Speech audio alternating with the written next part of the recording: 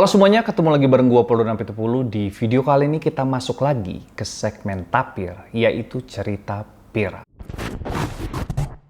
Cerita viral kali ini datang dari negara tetangga kita, yaitu negara Malaysia. Saat ini media cetak maupun media online sedang ramai membahas tentang kasus pembunuhan terhadap Siti Nur Ismail berumur 19 tahun. Sebagai tambahan juga, kalau yang gua sebutin di video ini gua dapat dari berbagai media cetak dan media online, dan juga kasus ini masih berjalan sampai video ini gua buat. Jadi kalau kalian punya updatean tentang video ini, kalian boleh tambahin di kolom komentar. Nah, sebelum ke videonya, gue mau ngingetin untuk jangan lupa like, komen, dan subscribe. Jangan lupa juga untuk follow Instagram gue di @napitpoldo. Sekarang kita bumper dulu.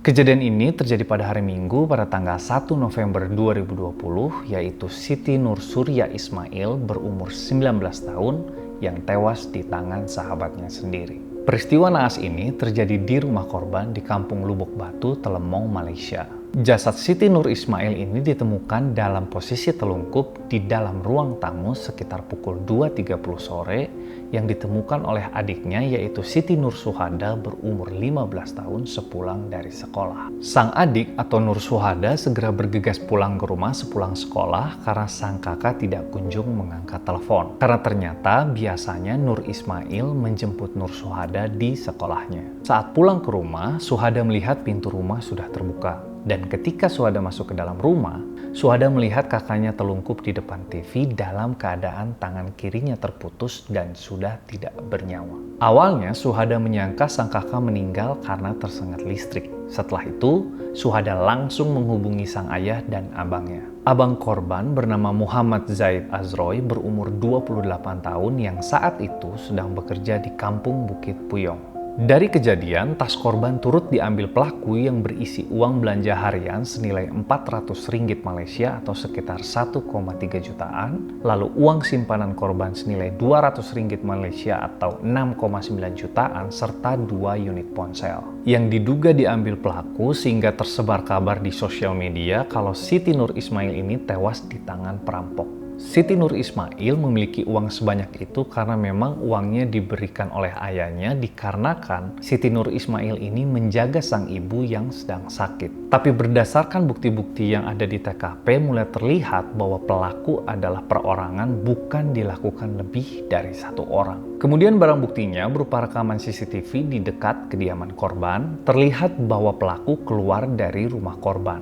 Dan dari situlah pelaku mulai dicurigai oleh kepolisian. Akhirnya polisi menangkap tersangka pelaku pembunuhan Siti Nur Ismail yang ternyata merupakan sahabat korban. Yang lebih memilukan lagi, kejadian pembunuhan ini terjadi disaksikan oleh ibu korban yang sedang terbaring lemas karena sakit kanker otak. Ketua Polisi Daerah atau Kapolres Hulu Terengganu, Deputi Superintendan Muhammad Mat Daud, mengatakan tersangka berusia 19 tahun merupakan teman kompak korban. Nah, ini mungkin bahasa Malaysianya yaitu teman kompak. Mungkin di sini kita sebutnya sahabatnya kali ya. Pelaku ditahan setelah diserahkan oleh ibunya sekitar hari Senin 2 November 2020 pada pukul 8.15 pagi. Penangkapan tersangka dilakukan berdasarkan rekaman kamera CCTV tetangga di lokasi kejadian. Menurut keterangan polisi, bagaimanapun keterangannya mencurigakan.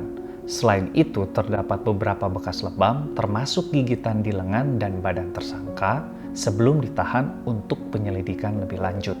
Menurut keterangan polisi. Polisi juga menggeledah rumah pelaku dan menemukan uang tunai dan peralatan rias milik korban. Katanya sebelum kejadian, tersangka datang ke rumah korban naik sepeda motor. Menurut pelaku, korban sering mengejek dirinya mengenai kehidupan keluarganya yang miskin. Seperti ibu pelaku bekerja sebagai tukang bersih-bersih, sedangkan ayahnya bekerja di desa berbanding dengan kehidupan korban yang cukup mewah. Tersangka menjelaskan korban sering mengejeknya dengan mengatakan tersangka tidak secantik korban, sehingga tersangka sampai belum memiliki kekasih. Tersangka sering makan hati dan memendam emosinya. menurut keterangan dari pihak yang berwajib. Sejauh ini, polisi Malaysia masih melakukan penyelidikan lebih lanjut untuk mengetahui kejadian yang sebenarnya. Setelah dilakukan otopsi dengan keadaan pergelangan tangan terputus, ditemukan juga bekas tusukan pada leher dan beberapa luka lainnya. Lalu kata polisi, mereka menduga sebelum terjadi pembunuhan, terjadi perkelahian antara korban dan pelaku karena terdapat helai rambut pelaku di tangan korban. Siti Nur Ismail telah dibunuh dengan kejam oleh pelaku dengan beberapa bekas luka tusukan dan pergelangan tangan sampai putus.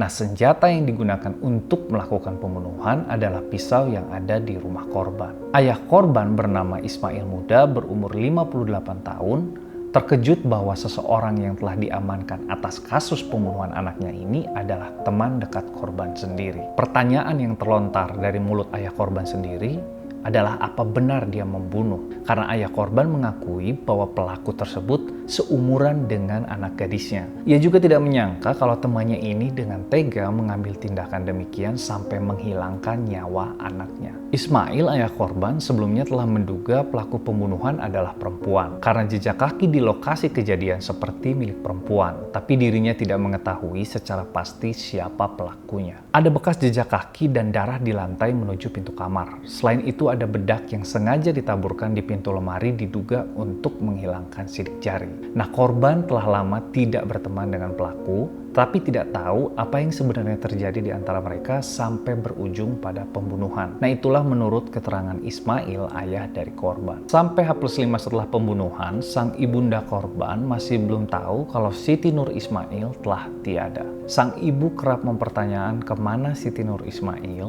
tetapi semua keluarga hanya menjawab kalau Siti Nur Ismail sedang sakit demam. Tidak hanya keluarga, kekasih Siti Nur Ismail pun berduka saat tahu kalau Siti menjadi korban pembunuhan sahabatnya sendiri. Siti dan kekasihnya memang sudah merencanakan pernikahan, tetapi harus diundur karena keadaan ibu Siti yang sedang sakit. Pada akun Instagram sang kekasih, dirinya membagikan kesedihan dan ungkapan-ungkapan hatinya terkait kepergian sang kekasih akibat dibunuh. Semoga surga tempatmu. Terima kasih untuk segalanya. Kamu istirahat dengan tenang ya, sampai pada masa giliran saya pula yang akan menyusul. Kamu baik, ramai yang menyayangi kamu, ramai senang melihat kamu. Semoga pelaku mendapat balasan sepadan dengan yang dilakukan ini. Tulis Haikal, kekasih korban, dalam postingan Instagramnya. Membaca dari tulisan ini membuat gue sedih kalau ternyata yang jadi pelaku adalah sahabat korban sendiri. Sahabat yang seharusnya melindungi dan menemani kita. Walaupun yang masih menjadi pertanyaan gua, kalau memang sebenarnya apa benar ini alasan sakit hati sampai si pelaku temennya sendiri rela merampok dan mengambil nyawa si korban yang emang sahabat dia sendiri. Atau yang kita nggak ketahui, apa si perampokan dan pembunuhan ini memang sudah direncanakan jauh-jauh hari atau kejadian ini terjadi spontan gitu aja. Karena memang beda antara pembunuhan yang direncanakan sama yang tidak direncanakan. Hukumannya aja udah beda. Nah, nggak tahu kalau di Malaysia kayak gimana. Kita lihat perkembangannya seperti apa ini pembunuhan berencana atau bukan pembunuhan berencana, dan motif apa yang sebenarnya terjadi pada kasus ini. Dan semoga dari kasus ini keluarga yang ditinggalkan diberi kesabaran dan diberi ketabahan. Nah, seperti yang gue bilang, kalau kalian punya update atau info yang terbaru, kalian boleh tambahin di kolom komentar dan bagaimana pendapat kalian tentang kasus pembunuhan ini. Nah, paling segitu dulu cerita viral dari gue untuk video segmen kali ini. Sampai ketemu di cerita-cerita berikutnya. Buat kalian yang pengen ada materi apapun yang pengen gue bahas, kalian boleh tambahin juga di kolom komentar. Paling segitu dulu videonya, jangan lupa untuk like, komen, dan subscribe. Jangan lupa juga untuk follow Instagram gue di @tapipoldo. Sampai ketemu di video berikutnya. Dah.